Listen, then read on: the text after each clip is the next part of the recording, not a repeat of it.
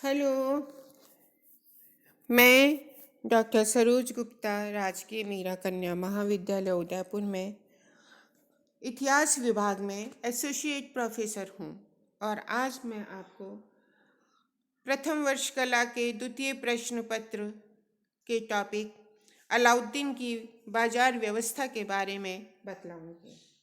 पिछले टॉपिक्स में हम अलाउद्दीन की आंतरिक कठिनाइयाँ, उसकी उत्तरी भारत की विजय, दक्षिणी भारत की विजय, मंगोलों के साथ में उसका संघर्ष, उसका राजत्व का सिद्धांत, उसके प्रशासनिक सुधार इत्यादि के बारे में हम आपको बतला चुके हैं। आज हम अलाउद्दीन की बाजार नियंत्रण योजना का मूल्यांकन करेंगे। अलाउद्दीन साम्राज्यवादी था। इसके अतिरिक्त उसको अपने राज्य की रक्षा आंतरिक एवं बाह्य शत्रुओं से करनी थी। मंगोलों के आक्रमण का भय भी बना रहता था, अतः विवश होकर उसने विशाल सेना की भर्ती की। फरिश्ता के अनुसार सुल्तान के पास 4,75,000 घुड़सवार सेना थी। उसके वेतन के अतिरिक्त राज्य कर्मचारियों के वेतन और दासों पर होने वाले आर्थिक भार बहुत अधिक थे। वह यदि होता रहता तो राज को शीघ्र खाली हो सकता था। परिणाम स्वरूप सुल्तान ऐसी योजना बनाने के लिए प्रेरित हुआ जिससे कि सैनिकों को कम वेतन देते हुए भी दैनिक आवश्यकता की वस्तुओं के मूल्य कम कर दिए जाएं, ताकि उन्हें कम वेतन में भी जीवन यापन करने में अधिक कठिनाई न हो। अतः अलाउद्दीन ने निम्न बाजारों की स्थापना की। मुख्य खाद्यान्न बाजार पहला था। दूसरा सराय अदल, जो वस्त्रों, जड़ी बूटियों आदि का बाजार था।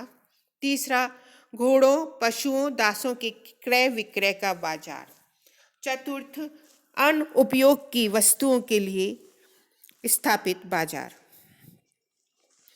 मुख्य खाद्यान्न बाजार या मंडी। सुल्तान ने खाने पीने तथा पहनने और जीवन की अन्य आवश्यकताओं के भाव नियत कर दिए थे। इन समस्त वस्तुओं के भावों के संबंध में सूचियां तैयार करवाई गईं। तत्कालीन ग्रंथों में ये सूचियां उपलब्ध हैं। गेहूं 1 मन 7.5 जीतल में था। जौ 1 मन 4 जीतल में।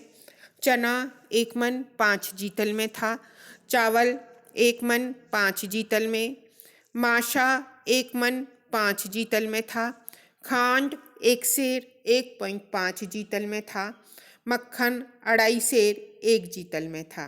ये उस समय प्रचलित बाजार मूल्य थे। सुल्तान ने वस्तुओं की संभावित कमी और चोर बाजारी से बचने के लिए मुल्तानी सौदागारों और बंजारों को दिल्ली के आसपास बसा लिया। उनकी यह जिम्मेदारी थी कि वे किसानों से अन्न लाकर राजधानी में पहुंचाएं।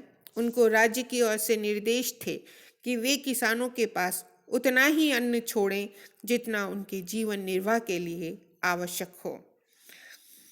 अलाउद्दीन ने राजधानी में अन्न एकत्र करने के लिए बड़े बड़े गोदामों का निर्माण करवाया, जिससे कि वर्षा के समय भी निश्चित दर पर अनाज वितरण किया जा सके। अलाउद्दीन ने दिल्ली की प्रजा को अकाल की पीड़ा से बचाने के लिए राशन प्रणाली की व्यवस्था भी की थी। जब कभी देश में अकाल के कारण अनाज की कमी हो जाती थी तो दिल्ली निवासियों को सरकारी गोदामों से अनाज दिया जाता था। समकालीन लेखक बर्नी के अनुसार मोहल्लों के दुकानदार सरकारी गोदामों से अन्न ले जाते थे और प्रत्येक परिवार को 6-7 सेर गेहूं प्रतिदिन के हिसाब से देते थे। बाजार नियंत्रण के लिए स्थानीय मंडियों की निगरानी के लिए एक प्रमुख अधिकारी शाहनाए मंडी की नियुक्ति अलाउद्दीन खिलजी के द्वारा की गई थी। इस अधिकारी का कर्तव्य था कि वे भावों से सुल्तान को अवगत रखे और चोर बाजारी को रोकने का पूरा प्रयास करे। शाहनाए मंडी के अधीन बुरीद मंडी तथा मनही नामक कर्मचारी होते थे। इनको बाजार की गुप्त सूचनाएं सीधे सुल्तान तक पहुंचाने का अधिकार था। वस्त्र बाजार, इसका अधिकारी दीवानी रियासत था। सुल्तान के आदेशानुसार व्यापारियों को निर्धारित मूल्यों से अधिक कपड़ा बेचने की अनुमति नहीं थी। इस नियम का उल्लंघन करने वालों को कठोर दंड दिया जाता था। कपड़े के मूल्य भी निश्चित कर दिए गए थे, जैसे खल्ज रेशम 16 टंका, कच्चा रेशम 6 टंका, साधारण वस्त्र 3.50 जीतल। कीमती वस्तु जब तक नहीं बेची जा सकती थी जब तक कि परमिट अधिकारी से आज्ञा न ले ली जाए। घोड़ों के बाजार में उचित दर पर घोड़े बेचने की व्यवस्था की गई।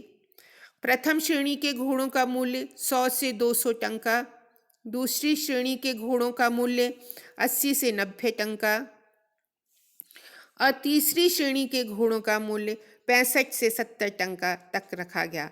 सुल्तान ने दलालों और व्यापारियों पर कठोर अंकुश तैयार स्थापित किए। घोड़ों के दलालों को कठोर दंड दिए गए। सुल्तान ने घोड़ा बाजार के निरीक्षण की भी व्यवस्था की थी। सुल्तान ने पशुओं और दास दासियों के मूल्य भी निश्चित किए और उनके लिए पृथक पृथक बाजार की व्यवस्था भी की गई। अब इस बाजार नियंत्रण प्रणाली के क्या लाभ हुए? अलाउद्दीन कम वेतन देकर एक विशाल सेना रख सका।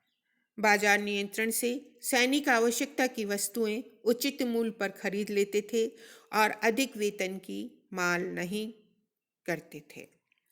बाजार नियंत्रण से चोर बाजारी और मुनाफाकारी पर भी अंकुश लगा। अकाल के समय भी जनता को उचित दर पर आवश्यक वस्तुएं मिलती रहीं।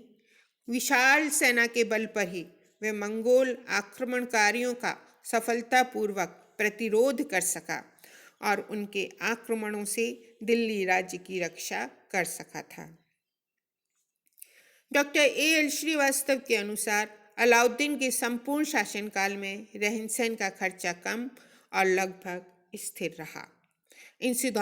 इन सुधारों से सुल्तान मुद्रा प्रसार रोकने तथा रहन सहन का खर्चा कम करने में सफल हुआ। बाजार नियंत्रण प्रणाली के दोष क्या क्या थे? व्यापारियों को विभिन्न प्रकार की कठिनाइयां उत्पन्न हुई। उन्हें माल खरीदकर जमा करने का अधिकार नहीं था। व्यापारियों को छोटे अपराधों पर कठोर दंड दिए जाते थे, अतः उनमें काम करने की रुचि नहीं रही। सुल्तान ने कीमतें स्थिर कर दी थी। उनमें तनिक भी वृद्धि का उसने विरोध किया। उससे व्यापारी वर्ग में असंतोष हो गया।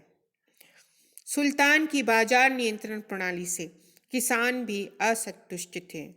उन्हें अपनी उपज का 50% भूमि कर के रूप में देना पड़ता था।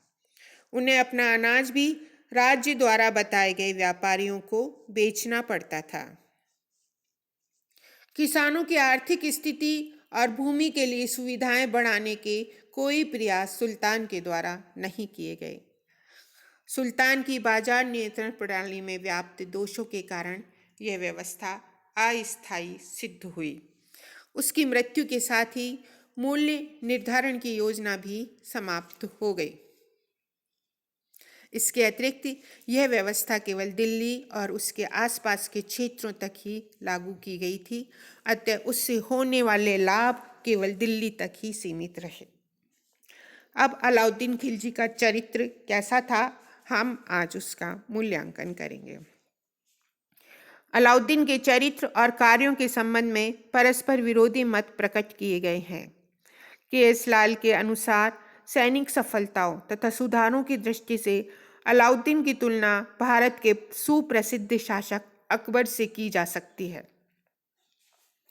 Professor P. सरन के अनुसार सुल्तान में कोई विशेष युद्ध कौशल अथवा प्रतिभा नहीं थी, किंतु भाग्य ने उसका साथ कभी नहीं छोड़ा।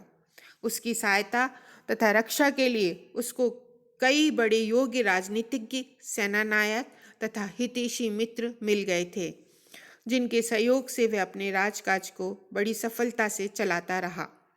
ज्यों-ज्यों उसके मित्र और परामर्शदाता इस संसार से चलते गए, सुल्तान की योग्यता नष्ट हो गई। के.एस. लाल के अनुसार अलाउद्दीन शिक्षित नहीं था, तथापि एक बुद्धिमान व्यक्ति था। वह अपने राज्य के योग्य और बुद्धिमान व्यक्तियों के साथ सदैव विचार विमर्श करता था।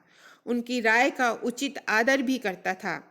काजी मुगीसुद्दीन अताउल मुल्क, उलुग खां, नुसरत खां आदि कुछ अनुभवी व्यक्ति उसके प्रमुख सलाहकार थे, किंतु वह जिद्दी प्रकृति का भी था।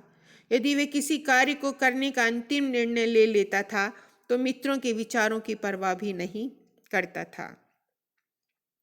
उसकी धार्मिक प्रकृति। अलाउद्दीन नियमित रूप से नमाज नहीं पढ़ता था। वह रमजान के मास में व्रत नहीं रखता था। उसने धर्म और राजनीति को अलग कर दिया था। वह एकमात्र सुल्तान था जो कभी भी शुक्रवार को नमाज पढ़ने के लिए जामा मस्जिद नहीं गया, परंतु फिर भी इस्लाम के नियमों में उसका दृढ़ विश्वास था। उसने कभी भी अपने धर्म के विरुद्ध न कुछ कहा और न ही सुना। मंगोलों के निरंतर आक्रमणों का सामना करने में तथा अमीरों और दरबारियों की शक्ति को कुचलने में उसने इस गुण का सराहनीय प्रमाण दिया कि वो दृढ़ संकल्प शक्ति का व्यक्ति था। इसके अतिरिक्त उसने बड़ी दृढ़ता के साथ दक्षिण के सुदूर राज्यों के विरुद्ध अनेक अभियान भेजे। उसने राज्य में धार्मिक वर्ग के महत्व को क्षीण करके ही छोड़ा था। वह कला और साहित्य का पोषक था। अलाउद्दीन ने कला और साहित्य को संरक्षण दिया। यद्यपि वह स्वयं शिक्षित नहीं था, लेकिन उसके दरबार में दर्जनों कलाकार, लेखक, कवि और विद्वान थे। विख्यात कवि अमीर खुसरो उसके संरक्षण में था। अलाउद्दीन के भवन निर्माण की ओर भी उसने ध्यान दिया। कुतुब मीनार के पास अलाई दरवाजा उसके काल का कला का सुंदर नमूना है। निजामुद्दीन औलिया की कब्र के पास काली मस्जिद भी अलाउद्दीन के समय की ही इमारत है, जिसे उसके पुत्र जफर खान ने उस समय बनवाया था। अलाउद्दीन चाहे कितना भी बड़ा शासक क्यों ना रहा हो, मनुष्य के रूप में वह पतित एवं दुराचारपूर्ण था। उसने निर्दयता, प्रतिशोध की भावना, कट्टरता और निरंकुशता की भावना उसमें कूट कूट कर भरी हुई थी। पारिवारिक प्रेम का भी उसमें अभाव था। उसे न केवल अपनी रानियों से स्नेह था, न अपने पुत्रों से प्यार था। वह अपने चाचा जलालुद्दीन की हत्या करवाकर गद्दी पर बैठा था और बाद में उसने अपने चाचा के परिवार का विनाश ही कर दिया। कुछ दोषों के होते हुए भी मध्यकालीन भारतीय इतिहास में अलाउद्दीन का एक प्रमुख स्थान है। के.एस. लाल के अनुसार सुल्तान के प्रत्येक महान कार्य, सैनिक सफलताएं, भवन निर्माण कार्य, आर्थिक और प्रशासनिक सुधार को प्रेरित करने वाली उसकी यह प्रबल इच्छा थी कि वह अपने जीवन में कुछ ऐसे अद्वितीय कार्य करे जिससे उसका नाम सदा के लिए अमर हो जाए। ए.एल. श्रीवास्तव के मतानुसार अलाउद्दीन दिल्ली सल्तनत के संपूर्ण युग में निर्विवाद रूप से एक योग्य सुल्तान था। Thank you very much.